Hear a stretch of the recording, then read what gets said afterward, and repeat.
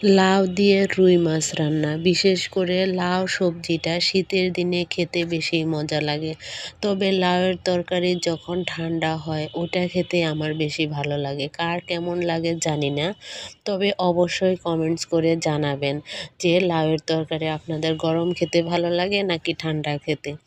প্রথমে আমি পেঁয়াজ এবং কাঁচামরিচ তেলে ভেজে নিই। এরপর আমি এখানে পরিমাণ মতো হলুদ গুঁড়া, মরিচ গুঁড়া, ধনিয়া গুঁড়া, পরিমাণ মতো লবণ এবং আমি কিছু পরিমাণে জিরা বাটা দিয়ে মশলাটা কষিয়ে নিয়ে মাছটা উঠিয়ে রাখি।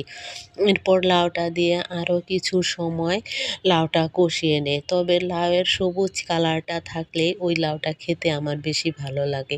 এরপর পরিমাণ মতো পানি দিয়ে আরও কিছু সময় রান্না করি এবং আগে থেকে উঠিয়ে রাখা মাছটা দিয়ে আরও কিছুক্ষণ রান্না করে ঝোলটা যখন শুকিয়ে আসে তখন নামিয়ে নেই।